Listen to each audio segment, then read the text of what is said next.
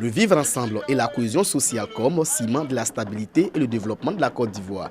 Deux vœux chers au président de la République Alassane Ouattara, partagés par le secrétaire d'État chargé du logement social aux populations de la région d'Inzi. Latai Kofi N'Guessan était le parrain de la cérémonie d'intronisation du 8e chef du village de Quartier Plénou, sous-préfecture de Nzekre-Zessou. Demandant à mes frères et sœurs de Quartier Plénou de s'unir pour accompagner les chefs et surtout éviter tout ce qui crée la désunion et qui empêche la cohésion.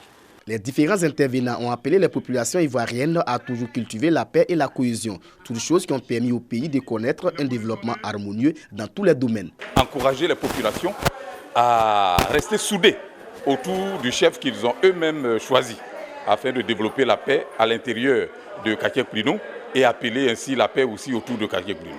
Tous nous leur avons donné le conseil de s'unir autour du chef pour que Quartier Plénou puisse avoir un développement meilleur.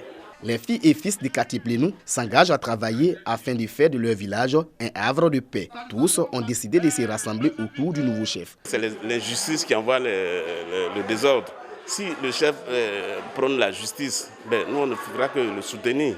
Latai Kofi N'Guessan a mis en mission les têtes couronnées au cours de cette cérémonie d'intronisation. C'est de prôner la paix et la cohésion sociale dans tous les villages de la région d'Inzi.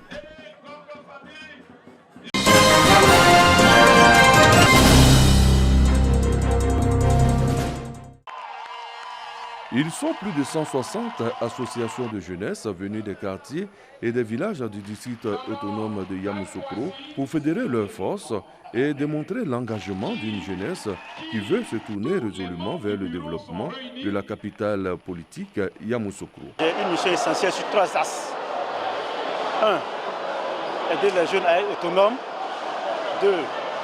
Faire de telle sorte qu'il y ait la cohésion et la paix. 3. Soutenir la jeunesse dans ses activités en fonction de leurs capacités, afin que Yamoussoukro regorge la paix. C'est l'héritage que notre grand-père Oufo nous a laissé. Il faut qu'on sache cela. Cette initiative est à mettre au compte du ministre-gouverneur du district autonome de Yamoussoukro. J'ai continué à rencontrer les jeunes et je me suis rendu compte que la plupart d'entre eux sont chômeurs, la plupart d'entre eux n'ont pas d'activité, ils n'ont pas de moyens. Donc pour les soustraire de ça, il faut leur garantir un certain revenu. En accord avec le Premier ministre défunt Ahmed Bakayoko, c'était plus tard essayer d'obtenir un fonds public de la part du président de la République pour aider ces jeunes-là. Et puis le Premier ministre est décédé, je ne pouvais pas laisser le projet tomber. Mais nous cherchons d'autres sources de financement et c'est en bonne voie. À la fin de la cérémonie, les jeunes ont offert un tableau aux parrains pour les actions qu'ils posent pour la paix et le développement de la capitale politique Yamoussoukro.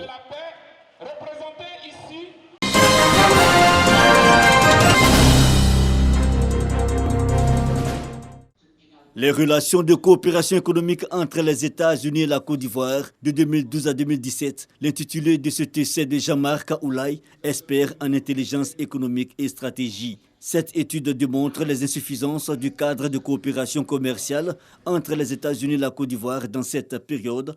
L'ouvrage entend donner des pistes pour le renforcement de la coopération économique entre les deux pays. Les États-Unis représentent un partenaire privilégiés aux côtés de la Côte d'Ivoire, et ces programmes de commerce qui ont été mis en œuvre au sein de notre pays n'arrivent pas à atteindre le plein potentiel. Donc l'impact a été donc évalué et par la suite nous avons proposé des recommandations pour booster la promotion de la coopération entre les États-Unis et la Côte d'Ivoire.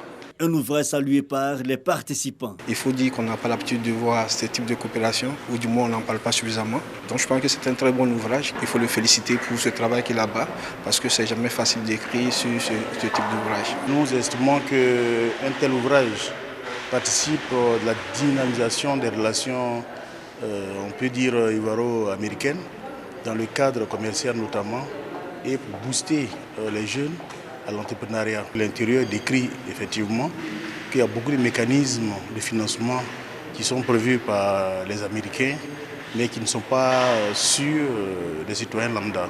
Des échanges puis des recommandations et enfin explorer des perspectives de solutions. Une séance dédicace a mis fin à cette présentation.